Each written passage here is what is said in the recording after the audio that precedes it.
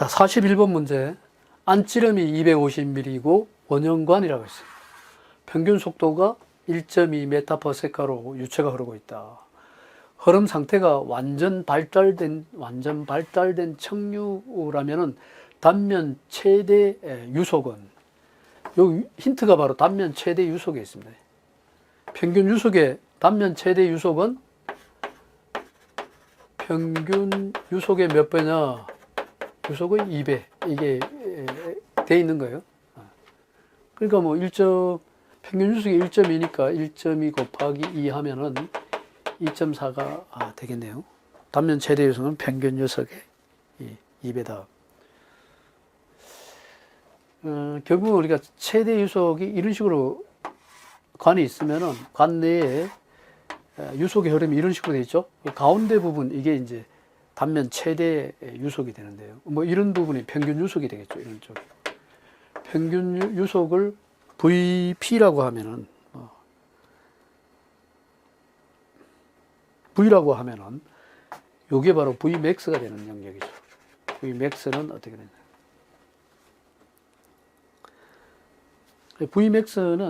Vmax를 구하려면, 뭐, Umax 이렇게 되고, Vmax는 2배의 V배다. 이렇게 하면 되겠어요. 이게 평균 유속이니까요. V. 평균이라는 부분. VM이라고 할까요? VM. 2VM이다. 뭐 이런 식으로 나타내면 되겠습니다. 네, 41번 넘어가겠습니다. 42번. 어떤 온도의 공기가 50m/s의 속도로 흐르는 곳에서 정압이고, 정압이 120kPa, 정체압, 스태틱 프레셔이, 이곳을 흐르는 공기의 온도는, 요 문제는 바로 스태틱 프레셔라는 말, 정압에 문제가 있습니다. 정압 공식이 있다는 거죠. 정압 공식, 스태틱 프레셔. P의 스태틱 프레셔는 원래 압에다가 P 플러스 2분의 로 V 자승이라는 식이 있어요. 스태틱 프레셔에 관한 식입니다. PS는 P 플러스 2분의 로 V 자승. 여기다 대입하면 되겠습니다. 그러면은 정압이 일 때 이곳에 흐르는 공기의 온도는 몇 도인가? 원래 정압이 120이라고 했죠. 120이라고 했죠. 킬로파스칼 플러스 2분의 밀도를 볼 필요가 있죠. 공기 기체상수라는 게 있고, 기체상수가 이거이다. 밀도는 밀도를 모른다고 했죠. 모르고, 그 다음에 속도 V의 자성, 공기 속도가 50m/s라니까요. 50의 자성, 이렇게 하면 되겠네요.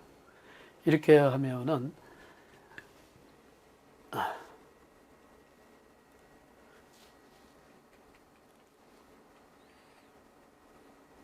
스태틱 프레셔가 얼마예요? 정체압이 이거이고, 정압이 120kg이고, 속도가 흐르는 곳에 정체압이 121kPa일 때 정체압 PS가 얼마야? 121이죠. 그럼 로를 구할 수 있겠네요. 로를 구해보니까 로는 8 곱하기 10의 마이너스 4성이 나오네요. 로는 8 곱하기 10의 마이너스 4성. 단위는, 로는 원래 V분의 M이죠. 이렇게 하트를 절반 자르면 V분의 M 이렇게 구하면 된다고 했고요. 질량 단위에 킬로그램이라는 단위가 있고, 이거는 기본적으로 메타의 3성 이렇게 되는 거예요. 그래서 로를 풀어주면 되겠습니다. 밀도 로를 뉴턴 단위로 여기서 풀었으니까요. 뉴턴 단위로 풀면은 킬로 뉴턴 세카의 자성 메타의 자성. 킬로 뉴턴 킬로 파스칼 단위, 킬로 뉴턴 세카 자성 메타 자성 이렇게.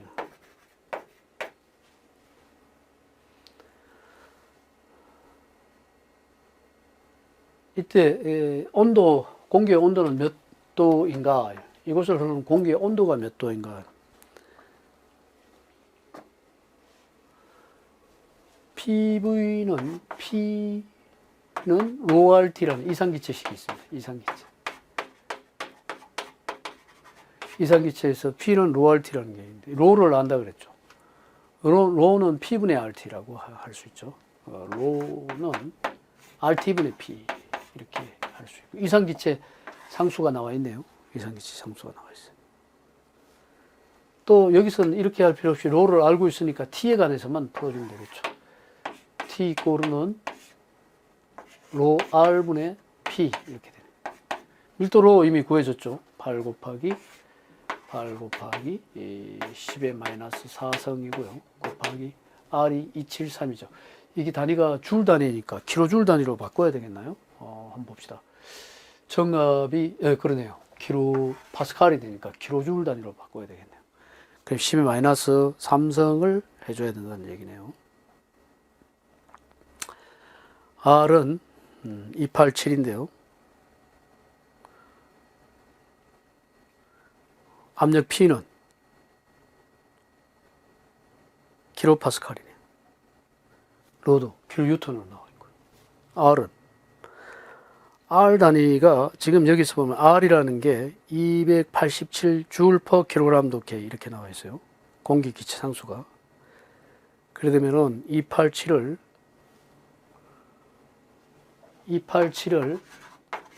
킬로줄 단위로 바꿔주는 거 중요하죠. 그러니까 10의 마이너스 3성 해서 킬로줄 단위로 바꿔줘야 돼요. 그 다음에 압력 P는 얼마예요?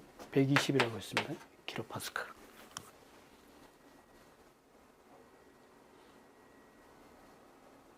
이렇게 해서 온도 T를 구해서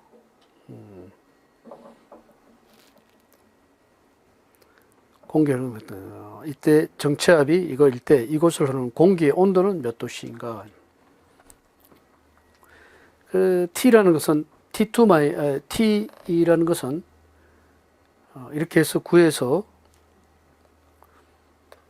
도씨로 바꿔야 되는 거죠. 몇 도씨인가? 마이너스 273을 또 빼줘야 됩니다. 이 답이 나오면 마이너스 273을 빼줘야 답이 도씨로 나온다는 거죠. 도씨로 나오는.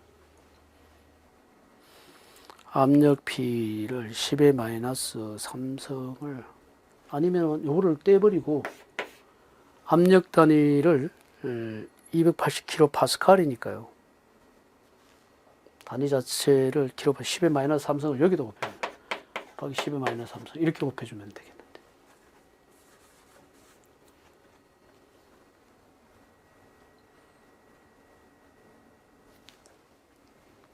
그러면은 킬로파스칼을 파스칼 단위로 만들 수 있겠죠.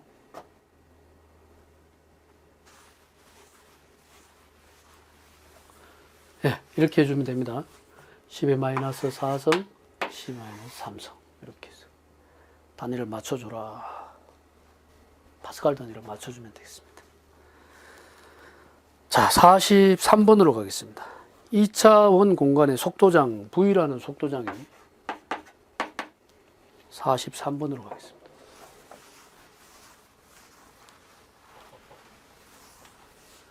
이 차원 공간에서 속도장이 V가 EXTI라고 했어요.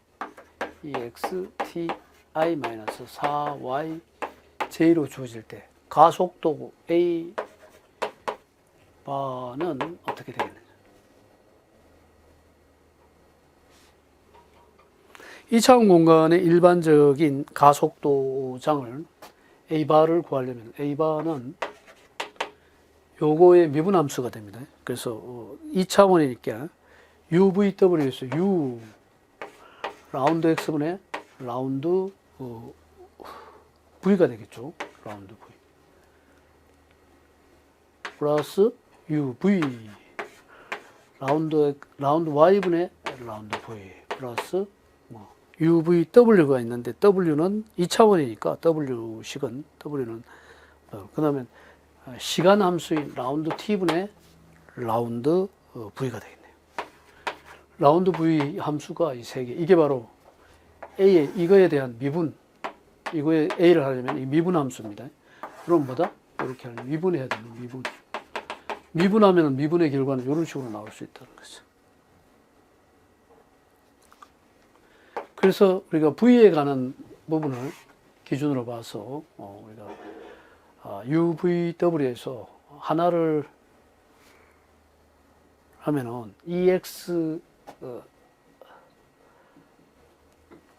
EXIT에서 우리가 빼낼 수 있는 게 라운드 X를 빼면은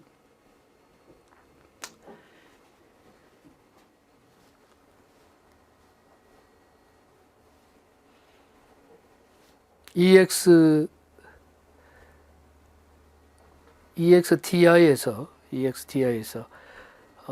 라운드 U로 빼는 게 EXT로 빠져나온다는 거죠. EXT. 이거를 U로 빼면은 EXT가 된다. IJK는 결국은 I는 X에 대한 벡터 함수고요. J는 Y에 대한 벡터 함수니까 U는 EXT로 나올 수 있다.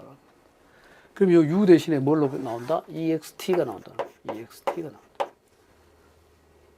곱하기 그 다음에 라운드 X분의 라운드 V, 요걸 라운드 X분의 라운드 V로 해버리면은 라운드 Y 쪽은 제로가 되고요. 라운드 X는 ETI가 되죠. ETI. 요게 바로 요겁니다. 그 다음에 플러스 V 함수를 봅시다. 여기서 V를 보면은, V는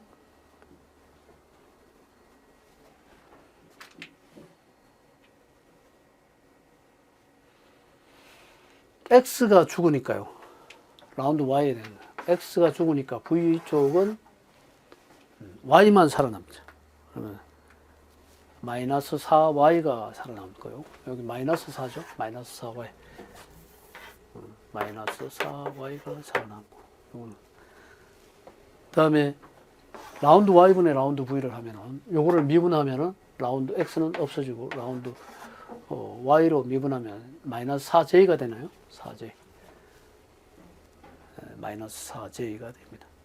그러면 요 곱하기 마이너스 4J가 되네요. 그래서 마이너스 4Y 4J. 밑에는 플러스, 이런 식이 하나 더 붙고. 또 하나의 플러스 식이, 요 플러스 식이, 요거죠? 라운드 T분의 라운드 V만 구해주면 되겠습니다. 라운드 T분의 라운드 V는, 남는 함수가 T에 관해서 뭐냐면 라운드 T분의 라운드 V. 요거 남겠네요. 요 T가 있으니까요. 그럼 라운드 T로 하면은 EXI가 남네요. EXI. 플러스 EXI. 요거 구하라는 얘기예요.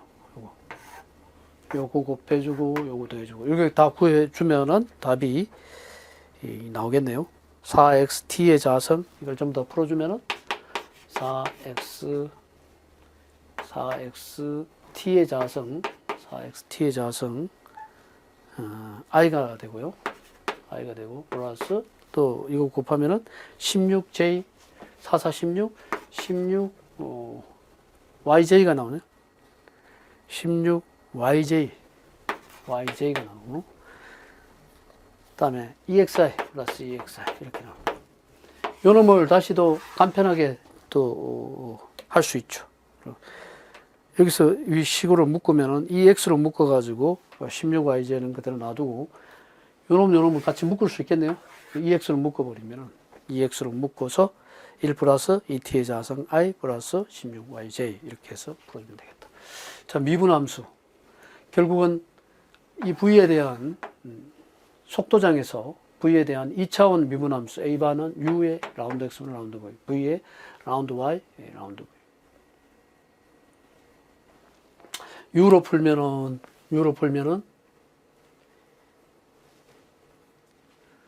EX T가 남고요. I. U로 풀면 EX T가 남고, V로 풀면은 마이너스 4Y가 된다는 거. V로 풀면은 V의 라운드 Y니까요. 마이너스 4Y, J. 마이너스 4Y가 남고, 마이너스 4J가 남는다. 이렇게 해서 UV는 여기서 속도장이죠. 속도장이.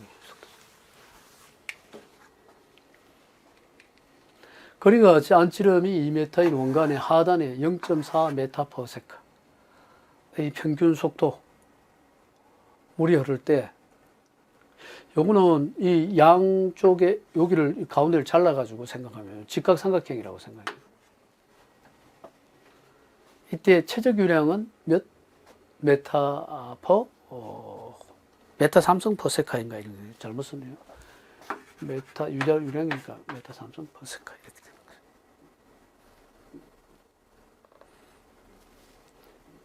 먼저 A를 구해야 최적 A를 구하는 것은 요 물 자체가 여기 가는 요 최적을 구하는 게 중요하죠. 요걸 우리가 A라고 하면 A 최적을 구하는 것이 중요하다.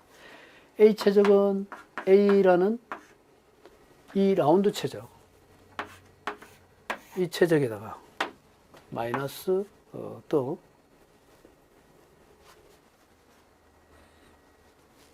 A라는 삼각형 최적. 이거를 빼버리면은 이 전체 최적에서 이걸 빼면 요 A라는 순수 최적이 나오죠. 이렇게 나온다는 거죠. 현해 공식에 보면은 이 전체 거리, 이 거리를 우리가 L이라고 하면요.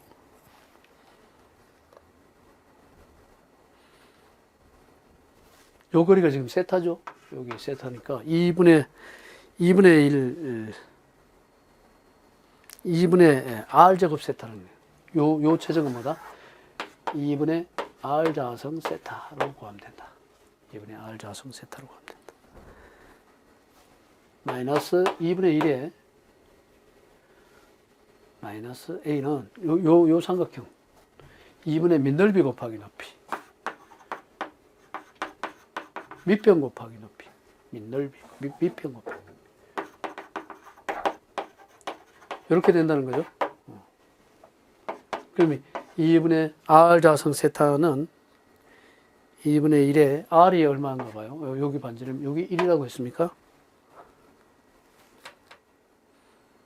안 지름이 1m니까 2m니까 여기 2m니까 요건 1이죠.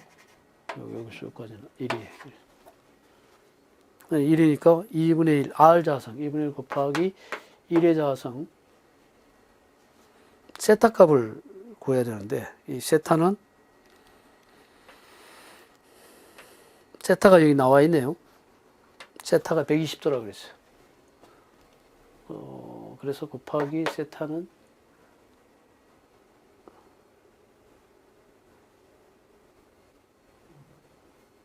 180분의 120 이렇게 되죠.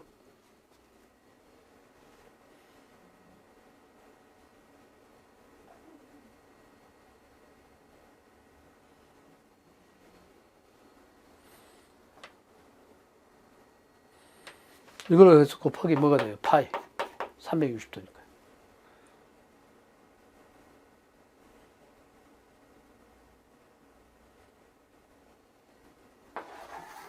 이거 나옵니다. 여기다가 마이너스 2분의 1에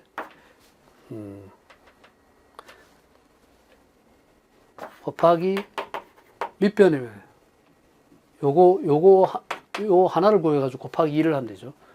그러면 요거는 밑변의 사인 세타, 코사인 세타가 됩니다. 그러니까 밑변은 밑변분의 밑변이 요게 세타 값이니까요. 밑변분의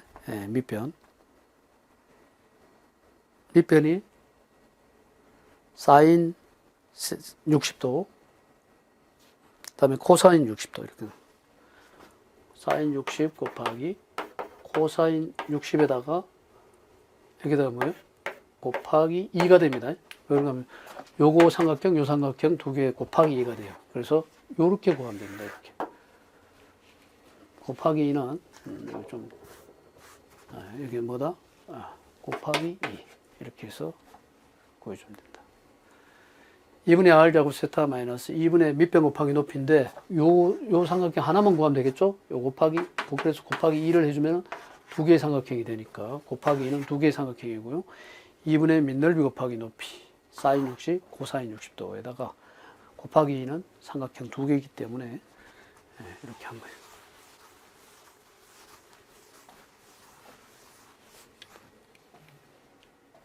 한 변의 길이가 3m인 뚜껑이 없는 정육면체 통에 물이 가득 담겨 있다. 이 통을 수평 방향으로 9.8m의 제곱 퍼 세카로 잡아 끌어서 물이 넘쳐, 이게 G분의 AX라는 식이죠. 탄젠트 세타는 탄젠트 세타 이꼴은 G분의 AX라는 식. 이거는 우리가 물통의 기울어진 각 기준으로 따지면은 물통이 이런 식으로 되겠죠. 그러면은 이 각 가속도 이쪽으로 가는 것은 AX가 되고요. 이 밑으로 내려오는 것은 G가 됩니다. AX와 G 사이의 관계식이 되겠습니다.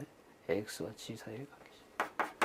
탄젠트 세타는 이것분의 이거는 G분의 G가 되고 요거는 AX 이렇게 보면 되겠네요. G분의 AX. 세타를 여기서 G분의 AX에서 세타 값을 구하려면 세타는 아크 탄젠트 G분의 AX 이렇게 됩니다. 수평 가속도와 수직 가속도. 근데 수평 방향 AX가 얼마예요? AX가 9.8 메타 퍼 세카의 제곱이기 때문에 또 G 값도 마찬가지죠. G도 9.8 메타 퍼 세카의 제곱 똑같다는 거죠.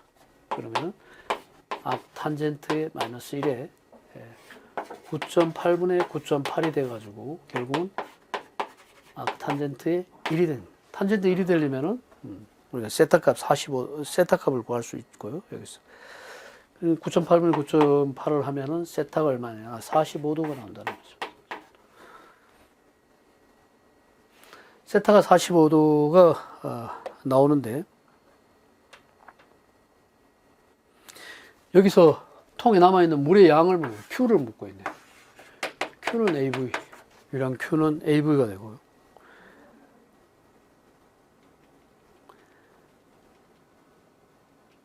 근데 물의 양이 V는 여기서 A는 얼마요? 절반이죠. 여기 바로 A예요. A. 그러면 A는 2분의 1, 한 변의 길이가 3m 두꺼운 정육면체니까요. 가로 세로 높이가 똑같죠. 그러면 V는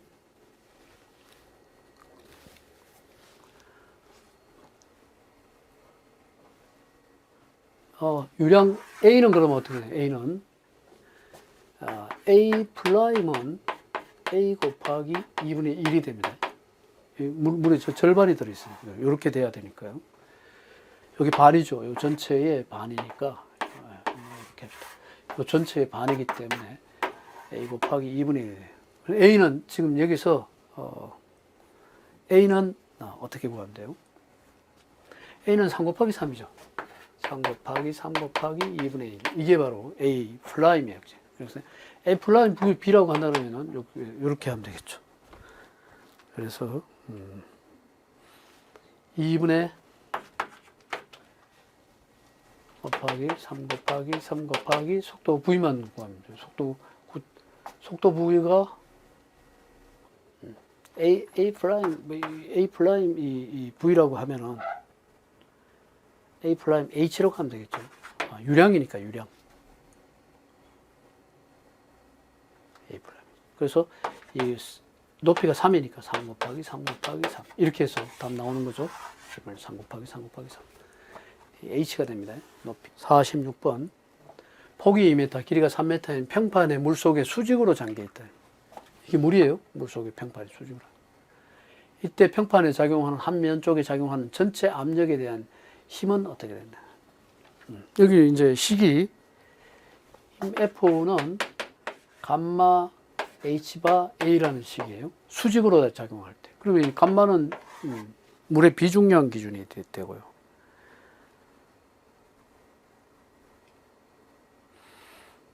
단위를 우리가 킬로 뉴턴 단위로 만들라고 했기 때문에 원래는 물 감마는 얼마예요? 9,800 뉴턴이에요. 감마 W는. 근데 여기 킬로뉴턴 단위로 하려니까 9.8 킬로뉴턴으로 바꿔야 되겠죠. 그래서 감마 W가 9.8이 되고요. 곱하기 높이 H는 바로 여기까지입니다. 요게 H바입니다. H바는 3 플러스 2분의 3이 되겠죠. 3 플러스 2분의 3. 요 3에다가 여기까지, 요 거리가 바로 2분의 3이죠. 전체 2분의 3. 이게 H바.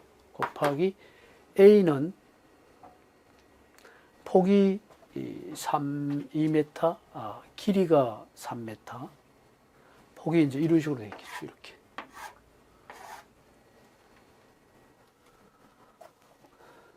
그러면 이제 폭하고 길이니까요.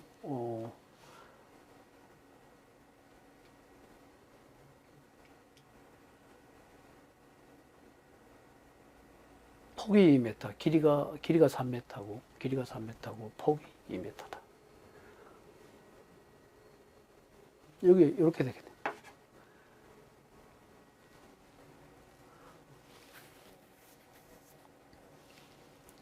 폭이 2m, 길이가 3m 이렇게. 요거의 면적 A가 되죠. 면적 A. 따라서 면적 A는 2 고 3이죠. 2 곱하기 3이죠. 2 곱하기 3. 따라서 2 곱하기 3. 이렇게 해서 F를 구하면 되겠죠. 그래서 구하면 되겠습니다.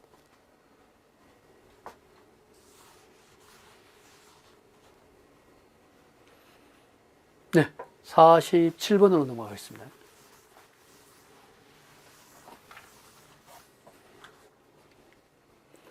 길이 100m인 배가 10m/s의 속도로 항해한다. 길이 1m인 모형 배를 만들었다. 조파저항이라는 조파저항 공식이 있어요. 측정한 후 원형배의 조파저항을 구하고자, 자, 조파저항 공식에 이런 공식이 있다는 거죠. 프루드수라고 하는 공식인데요. 조파저항 공식에서 루터 LG분의 V의 실제 값은 모형값 루터 LG분의 V의 모형값과 같다. 이런 공식이 있다는 거죠.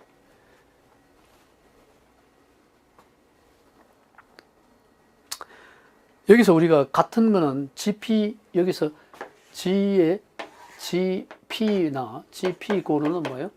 GM이므로 GP와 GM이 같다는 거죠. 왜 그래요? 중력가속도는 모형이 작든 크든 간에 같다는 거예요. 이런 공식이 있는데, 이 공식에서 우리가 V에 관한 공식을 뽑아내 봅시다. 그러면은 이런 공식이 되죠. 여기서 모험 배의 속도는, 실험할 때 모험 배 VM의 속도는 어떻게 되나요? VM은 이제 이런 식이 되는 거죠. 위의 식은 VP에 관한 식이니까 VP 루터 LP 이렇게 되는 거예요. 루터 LP는 VM의 모형에 대한 거고, 루터 LM 이런 식이 성립되죠. 여기서 우리가 VM을 묻고 있으니까요. VM 이거는 이놈 일로 넘어가면은 VP의 루터의 LP분의 LM 이런 식이 되겠죠. 여기다 대입하면 되겠습니다. 여기다 VM을 여기 대입하면 되겠어요. VP가 여기서 VP 값이 얼마예요?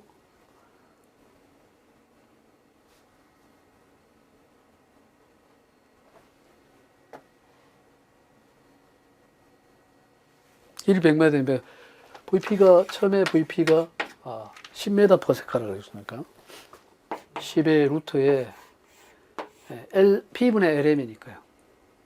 길이 1m인 모형배를 만들어서 길이 100m라고 했잖아요. 길이 100m에서 1m 차이니까요.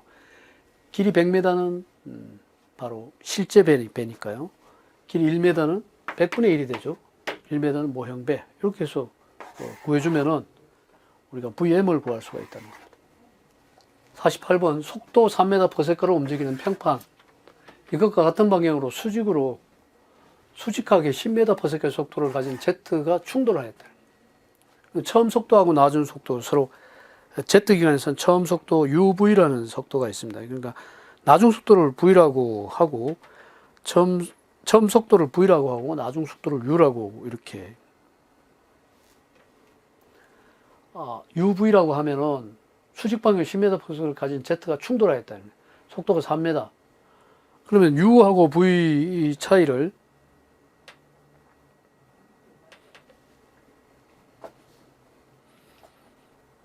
V2-V1이라고 해야 되겠죠.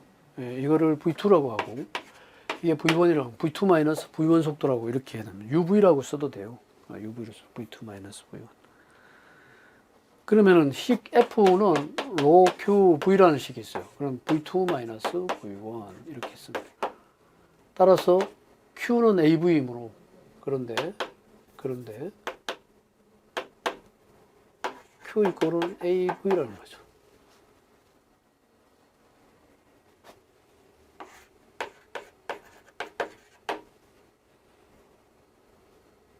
Q는 AV이므로 로 Q 대신에 AV에 AV니까요.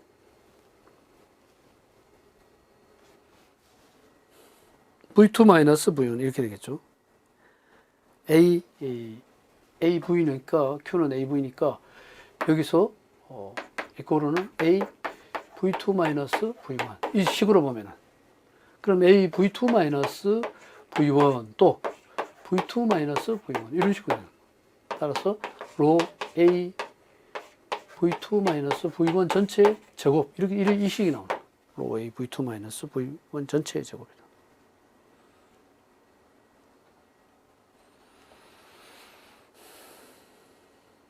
여기서 밀도를 주어지지 않고 그냥 밀도를 로로 처리했으니까 그대로 로는 그대로 써주고요.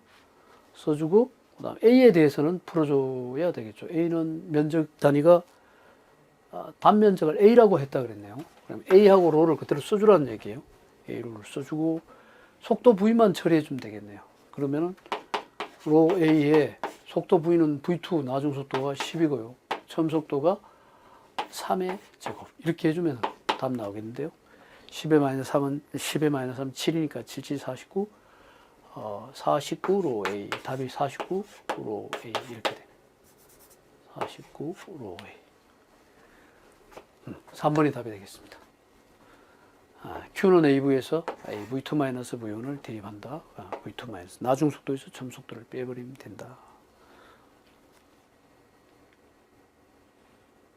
자, 49번으로 넘어가겠습니다.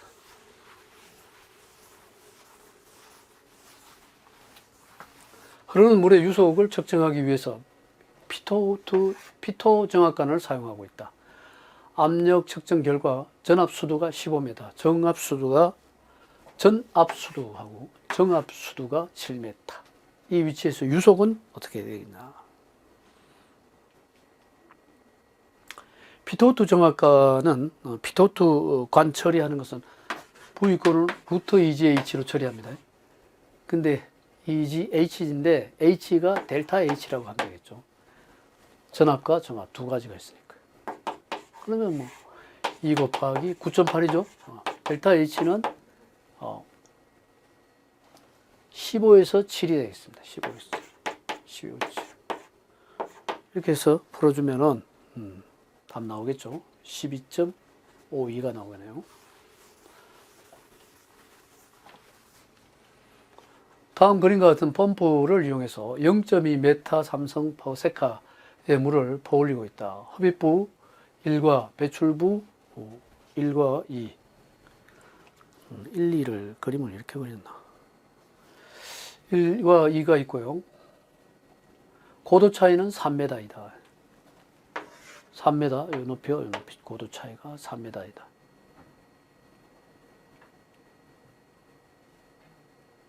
(1에서 2의) 압력이 -20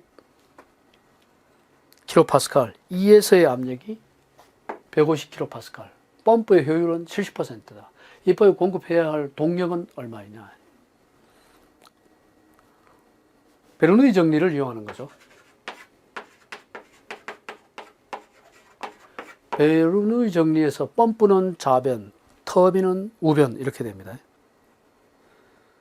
그래서 이거 여기서는 펌프니까 펌프 좌변만 하면 돼요. 그러니까 여기 들어가는 있는 물은 뭐 나오는 물과 들어가는 물에 전부 다 물의 비중이나 비중량은 똑같으니까요. 감마분의 P1 플러스 이지분의 수도에 대한 이지분의 V1의 자성 들어가는 쪽 V1이니까 V1의 자성 플러스 Z1 플러스 이제 뭐예요? 펌프 쪽이니까 이 펌프 그 감마분의 P2 플러스 이지분의 V2의 자성 플러스 Z2 여기서는 이제 다른 건 볼 필요 없죠. 요게 이 펌프가 좌변에도 오는 거예요. 원래 베르누이 식에다가 이 펌프를 좌변으로 풀어서 요 식을 갖다가 써놓고 요 식에서 불필요한 부분을 지워나가면 되겠죠. 높이 차이 있습니다. 속도는 어때요? 1과 2 배출부의 고도 차이가 있고요. 1에서의 압력은 마이너스 20, 2에서의 압력 차이도 있죠. 다음 속도에 관한 부분이 지금 속도 차이는 없네요. 따라서 우리가 V1 속도와 V2 속도는 동일하다고 봐야 되는 거예요. 그래서 이렇게 됩니다. V1 이꼬로 V2이므로 V2이므로 이렇게 해서 두 개의 속도는 지워지는 거예요. 그러니까 V1 속도와 V2 속도가 결국은 이거예요. 이건 유량이죠. 펌프를 이용해서 물을 퍼올리고 있다. 이건 유량이고 유량 Q에 대한 부분이고 속도에 대한 개념이 들어가는 속도와 나오는 속도가 동일하다고 보는 거죠. 그러면 이제 마지막에 우리가 남는 거를 한번 보자는 거죠. P1, P1과 P2. 이게 P1이고요. 이거는 P2네요. 그죠? P1, P2. Z1, Z2를 보면은 그 Z1 마이너스 Z2, 여기 Z1하고 Z2는 이쪽으로 이항하면은 Z1 마이너스 Z2죠. 이렇게 해가지고 Z1 마이너스 Z2의 높이 차이가 3m라고 그랬어요. 3m라고 했어요. Z2 마이너스 Z1으로 해야 되겠네요. 왜? 2번의 위치가 1번보다 크니까요. 이거를 욜로 이항하면은 Z2 마이너스 Z1 이꼴 3이. 이 피해가는 식이 나오죠. 이거를 다 집어넣어 봅시다. 감마라는 게 지금 킬로파스칼 단위니까요. 킬로 단위는 9,800 뉴턴은 9.8 킬로 뉴턴이 돼요. 뭐예요? 물의 감마 W가. 따라서 9.8이라는 거 조심해요. 이 감마는 물입니다. 9.8. 따라서 9.8분의 P1의 압력이 얼마다? 마이너스 20kg라고 했죠. P1의 압력이 마이너스 20이라고. 플러스 EP. 펌프 쪽. 그 다음에 감마는 9.8이죠. 9.8분의 P2의 압력이 150kPa. 150.9. 플러스 Z1 마이너스 Z2가 Z2 마이너스 Z1이 플러스 3 이렇게 됩니다. 따라서 터빈 쪽의 펌프의 순수한 터빈의 터빈을 구하면은 이 터빈은 이거 이항하면은 9.8분의 20 이쪽으로 좌변으로 우변으로 이항하면 20 플러스 150 이렇게 되죠. 9.8분의 20 플러스 150 플러스 3 이렇게 됩니다. 이게 바로 이 터빈이죠. 이 터빈을 구해보니까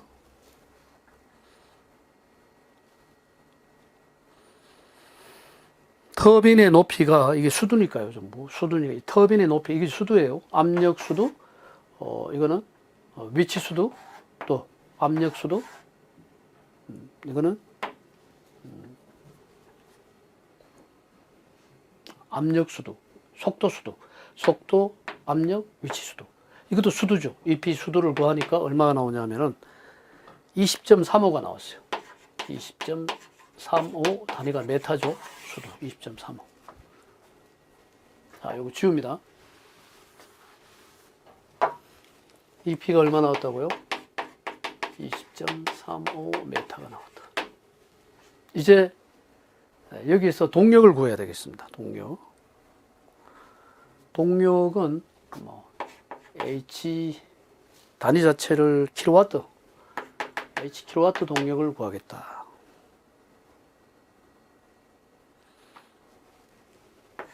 효율분해, 펌프의 효율이 분모로 가고요. 9.8 이 공식이 있습니다. QEP라는 공식. QEP.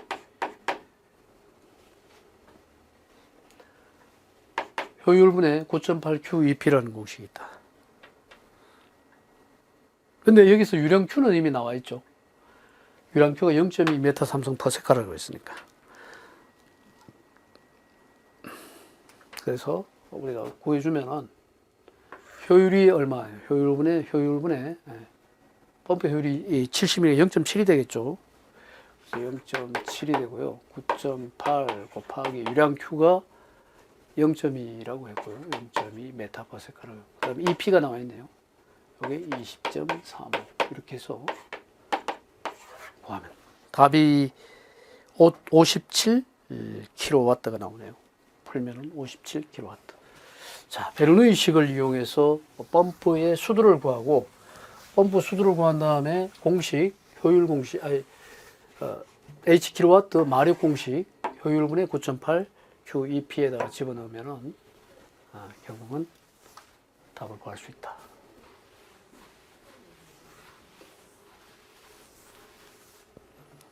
지름 D인 구가 V로 흐르는 유체 속에 놓여 있을 때, 지름 D인 구가 V로 흐르는 유체 속에 놓여 있을 때 받는 항력이 F이고, 이때 항력 계수가 4이다. 속도 EV를 받을 때의 항력, EV일 때 항력이 3F라면 항력 계수는 어떻게 되나요? 항력에 관한 식을 알아야 되겠죠. 항력에 관한 식은 이런 식이 있습니다. D는 드래그 포스라고 해요. D는 2분의 1 로 V 자성 곱하기 CD. CD 항력 개수예요.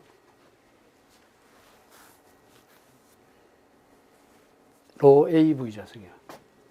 로 AV 자성. 로 AV 자성 곱하기 CD. 이런 거. 2분의 1 로 AV 자성 곱하기 CD. 이게 항력 드래그 포스. 여기 CD를 구하라고 했으면 CD에 관한 식으로 묶으면은 CD 이꼬르는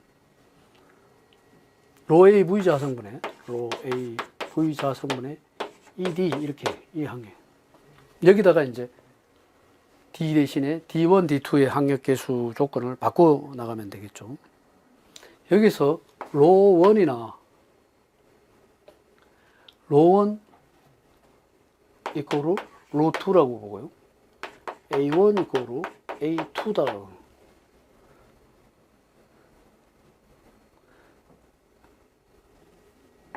이런 식이 성립이 되죠. CD1이라고 풀면은 CD2로 풀어봅시다. CD2하고는 로1 A1 V2분의 ED라고 하는 식과 로2 A2 속도는 V는 지금 다르죠. V1의 자성, V2의 자성분의 ED1, ED2 이렇게 되겠죠. 그러니까 로1과 로1 A1, 로2 A2가 같죠. 같은 면적하에서 밀도가 같으니까 요놈 다 지워지고 나면은 V1의 자성분의 ED1이라는 식이 되고요. 요거 지워지면은 V2 자성분의 ED2라는 식이 됩니다. 그럼 CD1과 CD2가 이렇게 있는데 놓았을 때 항력이 F이고 이때 항력 계수가 4이다. 속도가 EV를 받는 항력 계수. 근데 CD 이거를 푸니까 이게 얼마다? 이게 4다는 거야. 제일 먼저 푼 게 바로 항력계수가 4가 나왔어요. CD1이 4가 나왔어요. 4가 나왔다 그러면은 CD2는 어떻게 되냐면, 그럼 V1하고 V2 관계에는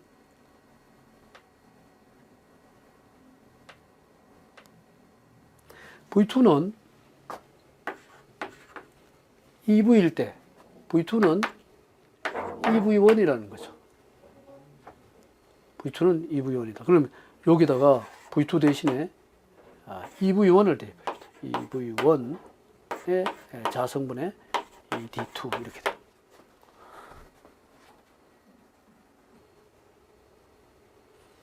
그러면은 여기에서 우리가 이 4라는 부분을 좀 주시할 필요가 있죠.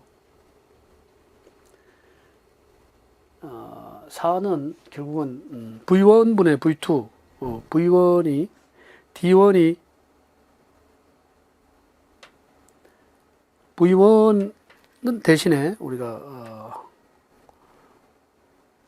결국 D1이라는 거 그러면 어떻게 해요? 요게 이렇게 풀어야 돼요. 그러면 D1은 초기 D1은 받았을 때 항력이 F라 그랬잖아요.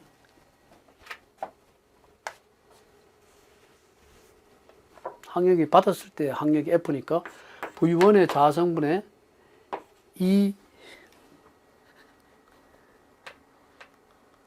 ED1에서 이게 ED1이 결국은 ED1이 힘 F라는 얘기죠. V1의 자성분의 왜 항력을 받아서 힘 F가 받았다 그러니까 이게 4라는 얘기예요. 그래서 V1을 이렇게 풀어주면은 4V1분의 이 D2가 되는데 이 D2가 되는데 힘의 기준은 4V1 자성분의 이 F가 되면은 힘이 3F라 그랬어요. 항력이 3F라 그랬어요. F가 3F가 되는 거예요. 항력 계수는 얼마이냐? 4V1분의 3F 자성이 돼. 그렇게 돼서 F라는 것을 풀면은 F의 자성은 4V의 자성이다. 4V다.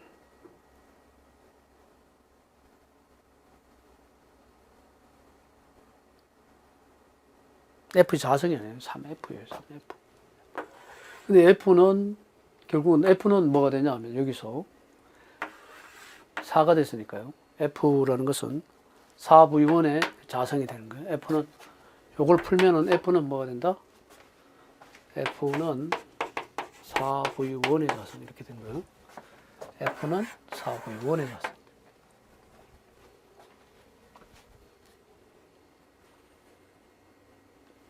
그럼 결국은 요 F 대신에 뭘 대입할 수 있어요? 4V1의 자성을 대입해요.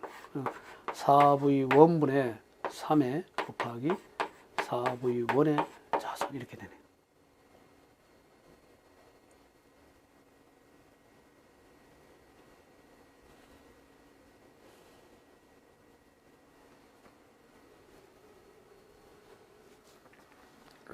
이렇게 해서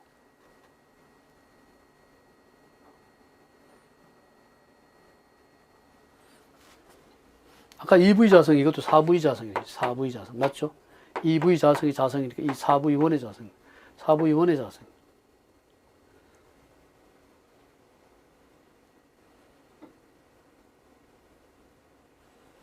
4V1의 자성 4V1의 자성 4V의 자성 F가 4V의 자성이에요. 4V의 자성 4V F가 4V 자성 4V의 자성 4V 자성 이렇게 됩니다. 그럼 요놈 약분하고 나면 답은 3이 나오죠. 이렇게 나와요. 다시 한 번 더 여러분 잘 보세요.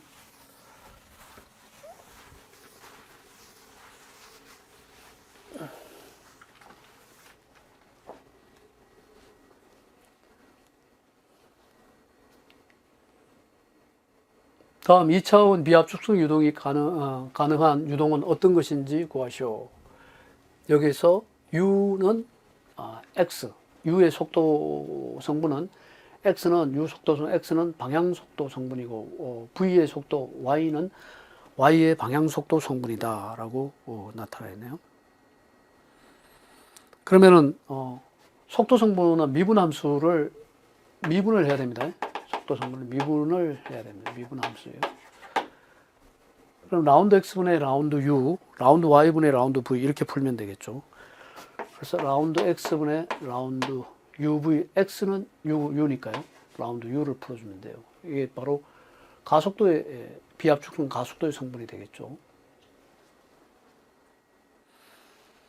그러면은 여기서 나온 것이 2차원 속도 성분이니까요.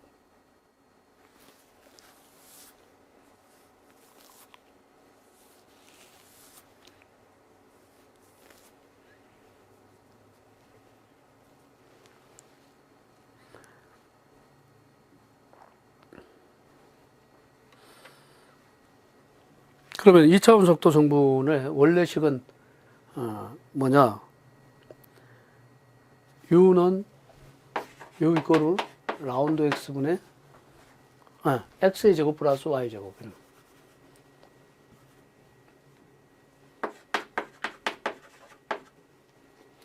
라운드 x분의 라운드 u를 풀면은 y는 없어지죠? 2x가 나오고요. 여기 라운드 y분의 라운드 v를 풀면은 x 성분 없어지니까 y 성분의 2y가 남네요. 근데 여기서 보면은 여기에 마이너스가 돼야만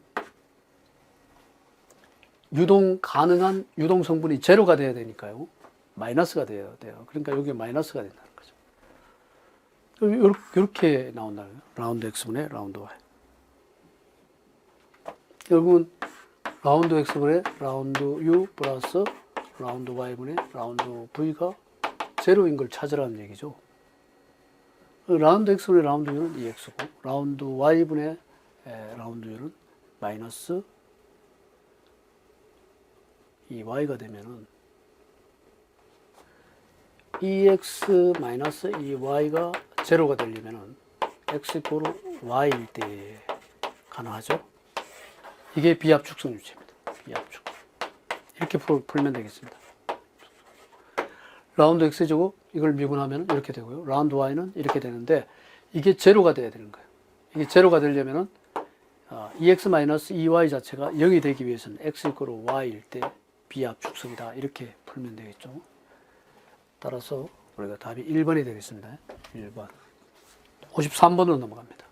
일반적으로 유턴 유체에서 온도 상승에 따른 액체의 점성계수 변화를 가장 바르게 설명한 것은 유턴의 점성 유체에서 온도 상승에 따른 액체의 점성계수 변화를 가장 바르게 설명. 53번 같은 경우 온도가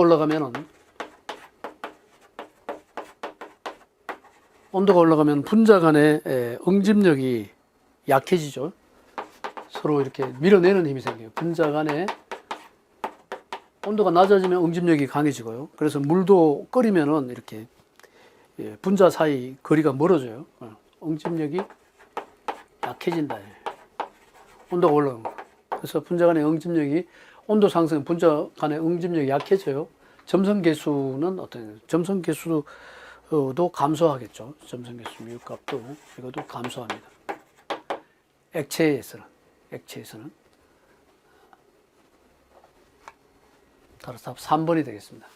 온도가 올라가면 분자 간의 응집력이 약해지고 점성계수도 감소한 4번이 되겠네요. 수평 원간에서 유체가 완전 발달한 척류 유동할 때의 유량은 수평 원간이란 말 자체가 중요하죠. 이게 바로 오스트발트 점도계수예요. 오스트발트 점도계수가 수평 원간 나오면은 오스트발트 점도계수 이렇게 하면 되겠습니다.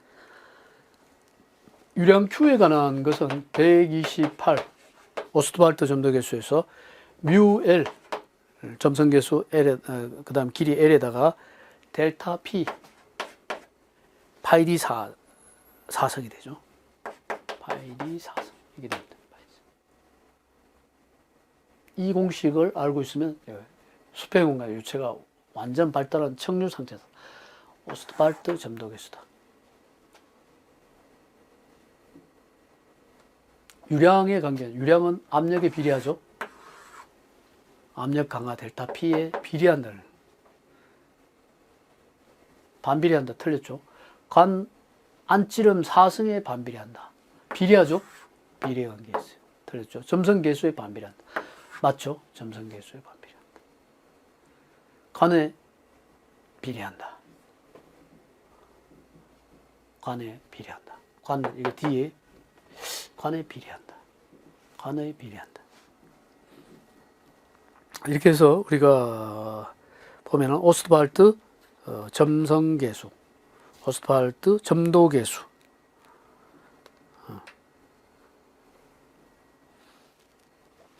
관의 비례가 아니라 관의 길이에 관의 길이에 반비례하죠. 관에 비례한다. 관의 길이에 반비례한다. 이렇게 됩니다. 관의 길이 점성계수에 반비례하고요. 지름 뒤에 사성에 비례죠. 비례. 압력 강화에 비례한다는 것. 따라서 오스트발트 점도계수를 알고 있느냐. 특히 수평 공간의 척류를 나타내는 55번으로 넘어가겠습니다. 정지해 있는 평판에 척류가 흐를 때 평판 표면에 박리, 세퍼레이션이 일어나기 시작하는 조건은 어떤? 이거는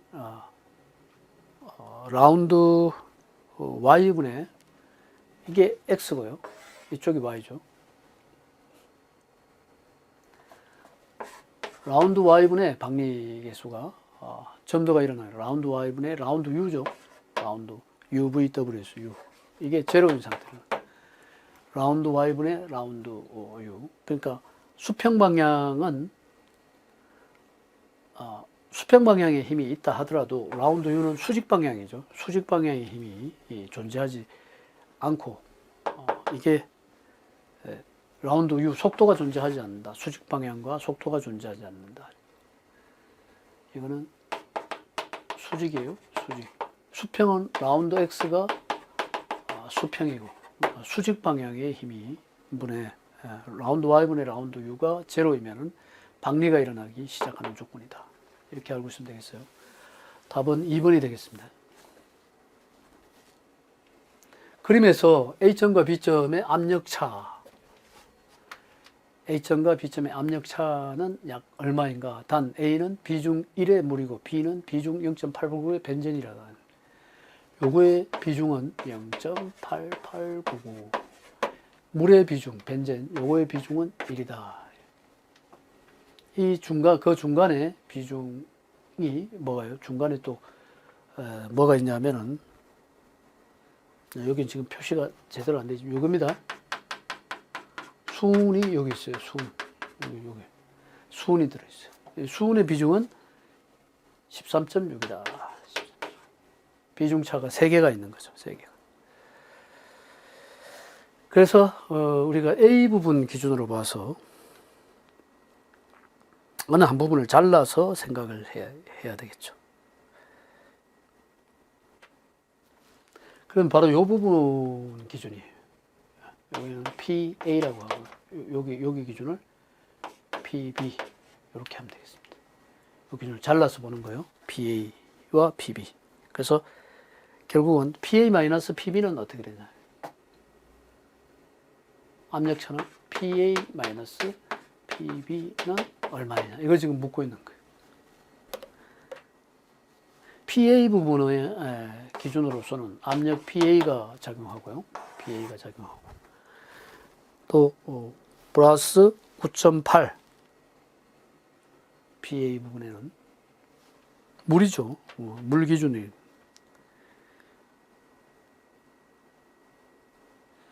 PA는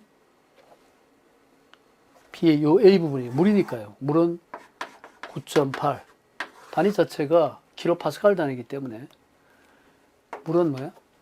감마 W는 9.8 킬로파스칼 기준이니까 비중은 V분의 W죠. V분의 W. 킬로그램 volts per 메타의 삼성 이렇게 얘기하면 되겠죠.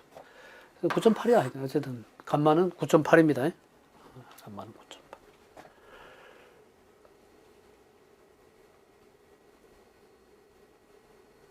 9.8kg 뉴턴입니다. 뉴턴 단위가 뉴턴.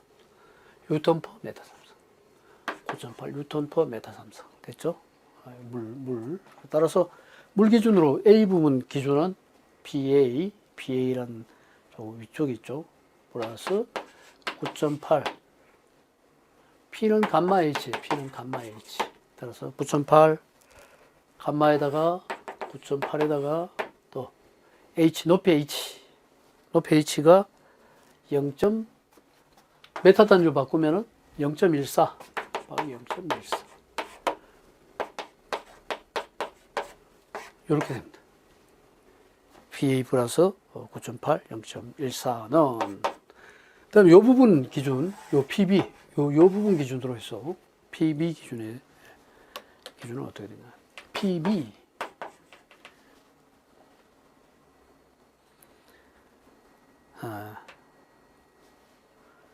PB 기준으로는 몇 가지 조건이 지금 들어와 있냐면은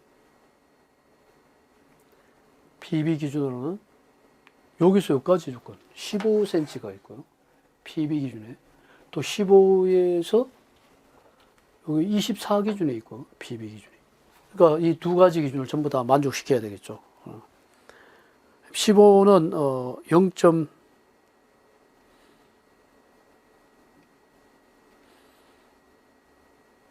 그래서 PB는 9.8 곱하기 0.899 감마 H에서 9.8 물 부분만 따져본다는 거죠. 벤젠이 있는 부분. 벤젠이 있는 부분 여기서 여기까지네요. 요걸 따져요. 벤젠이 있는 부분이니까요. 벤젠이 있는 부분은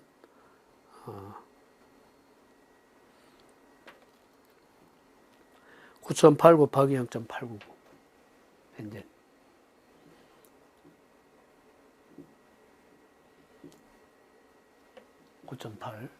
물입니다. 이거는 벤젠이죠. 벤젠의 비중이 0.899. 높이 H. 높이 H를 따져보면은 24에서 15를 빼면은 9가 되네요. 9가 되네. 9cm. 벤젠이 있는 부분까지 9cm, 0.899에 0.899 곱하기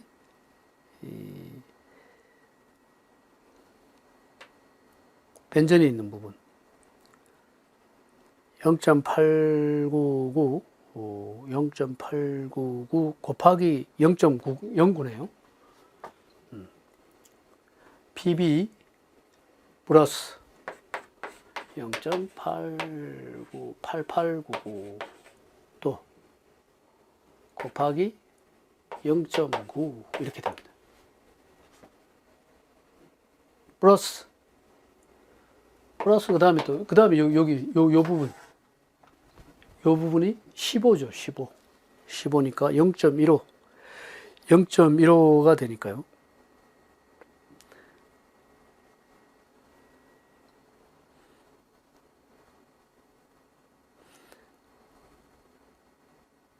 (9.8) 곱하기 13.6 곱하기 0.15 13.15 곱하기 0.15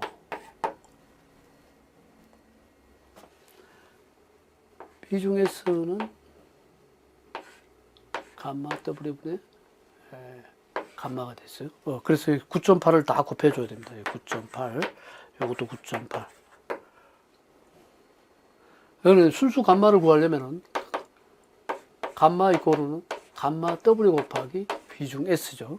비중이 나와 있기 때문에 비중에 감마 W를 다 곱해줘야 돼요. 따라서 요것도 9.8 곱하고요. 여기도 9.8 곱해야 돼요. 그래야 감마 값이.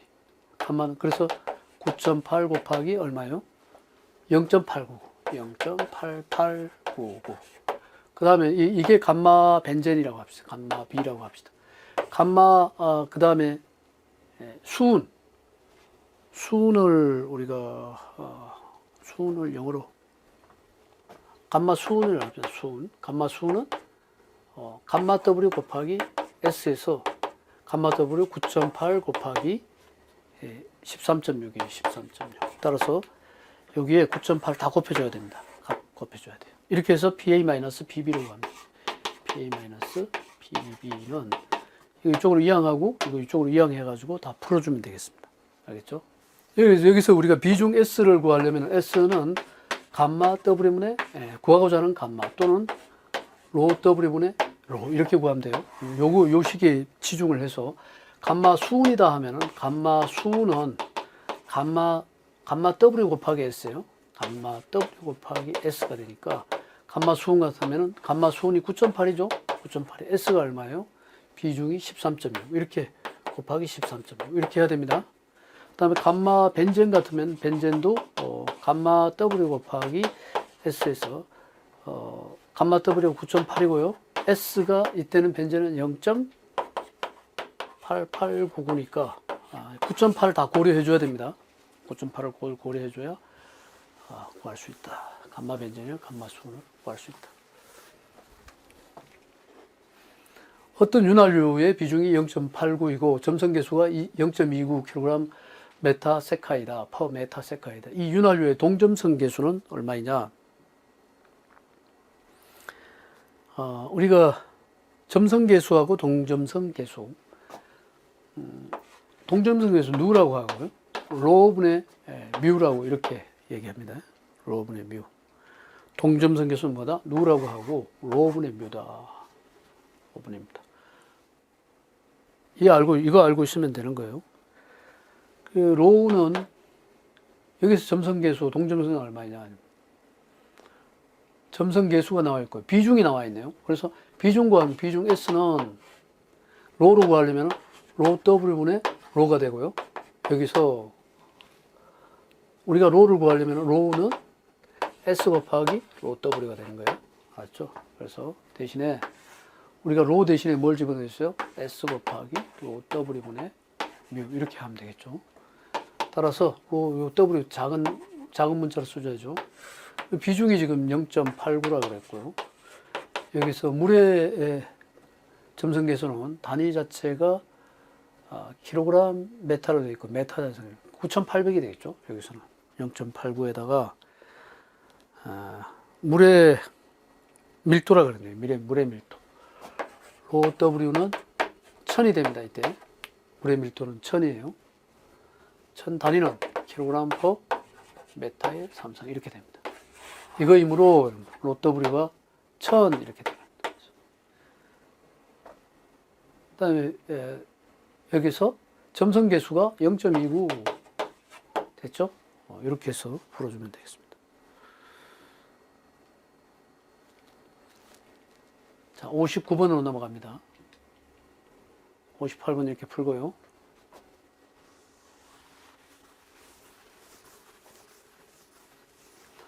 어떤 윤활유에 지름 2cm인 관에 부착되어 있는 밸브의 부차적 손실계수 K가 5일 때 이것을 관 상당 길이로 환산하면 몇 미터인가? 부차적 손실에 대한 문제입니다. 부차적 손실. 그래서 부차적 손실에 관한 식이 있어요. 부차적 손실, 로스라는 거죠. 길이. 부차적 손실은 F분의 KD라는 식이 있습니다. F분의 KD. 그 관마찰 계수가 이거 F고요. 손실 계수를 K라고 한다 그러면 부차적 손실은 관마찰 손실 계수가 0.025, 025. 그다음에 K 값이 K가 5라고 했죠. 손실 계수. 그다음에 지름 D가 2cm. 이럴 때 단위를 잘 봐야 되겠죠. 상당히를 환산하면 몇 메타인가요? 2cm는 메타 단위로 바꾸려면은 2cm는 0.02 메타죠. 이렇게 해서 단위 자체를 하면 단위가 메타 단위로 나오겠죠. 이렇게 해서 58번 문제를 그렇고, 그 다음 59번 문제. 버킹엄의 파이 정리를 바르게 설명한 것은 무엇이냐. 버킹엄의 파이 정리라는 것은, 버킹엄의 파이 정리는, 파이는 K-R 이렇게 정리하면 되겠습니다. 물리량 계수 마이너스 기본 차원수가 됩니다.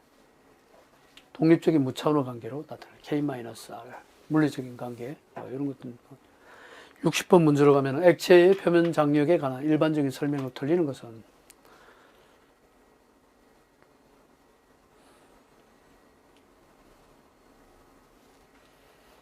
표면 장력 온도가 증가하면 감소한다. 표면 장력이라는 것은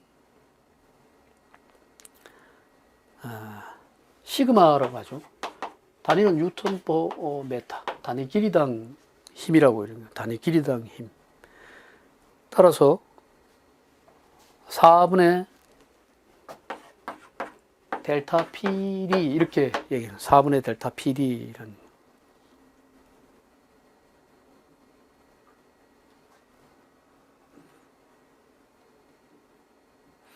표면 장력이 커지려면 압력과 지름에 비례하고요. 비례한다. 이렇게 나오는 거죠. 따라서 60번 같은 경우는 표면 장력 틀린 것을 묻네요. 표면 장력 온도가 증가하면 감소한다. 그렇죠. 이게 온도가 증가하면 이렇게 액체가 뭉치는 힘이 줄어들죠. 그다음에 표면 장력 단위는 뉴턴 메타이다. 맞고요. 표면 장력 분자력에 의한 생긴다. 표면 장력 R은 반지름이다. 4분의 파이 D. R로 하면은 구형 액체 방울의 내외 접근 P는 R분의 시그마이다. 이렇게 얘기해도 되죠. 그럼 결국 시그마는 요거를 R로 고치면 되겠죠. R로 고치면. 반지름 R로 고치면 2분의 이거는 델타 P 곱하기 R이 뭐예요? D는 2분의 R이 2R이 되죠. 4분의 델타 PR 2분의 델타 PR 이런 식으로 나올 수 있죠. 그래서 P와 R과의 관계는 어떤 식이냐. P는 델타 P는 R분의 2 시그마 이렇게 나오죠. 이 시그마는 시그마로 이거예요. 따라서 4번이 되겠죠. 4번이 답이 되겠습니다. 네, 이렇게 해서 전체적으로 문제를 우리가 풀어봤죠. 네, 수고했습니다. 다음 시간에 다시 만납시다.